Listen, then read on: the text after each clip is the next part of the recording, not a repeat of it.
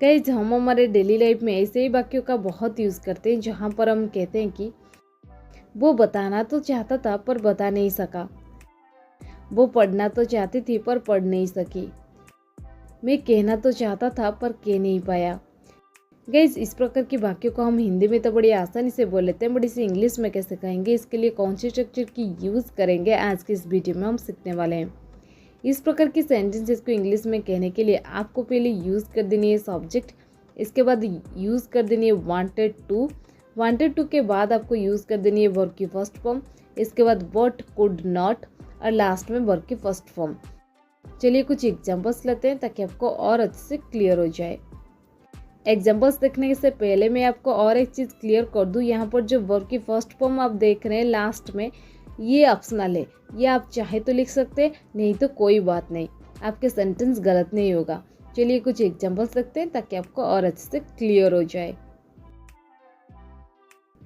मैं जाना तो चाहता था पर जा नहीं सका। I wanted to go but could not go. I wanted to go but could not go. आप चाहे तो इस प्रकार भी लिख सकते हैं, I wanted to go but could not. I wanted to go but could not.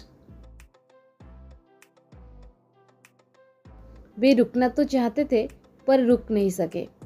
They wanted to stay but could not. They wanted to stay but could not.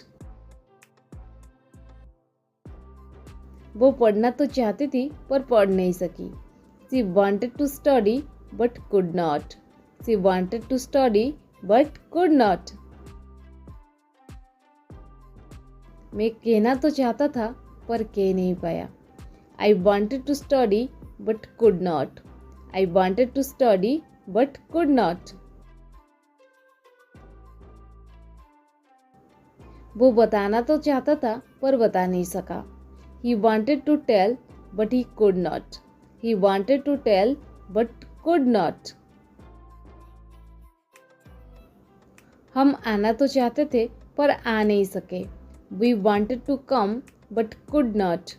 We wanted to come but could not. वो पढ़ना तो चाहती थी पर पढ़ नहीं सकी। She wanted to study but could not. She wanted to study but could not.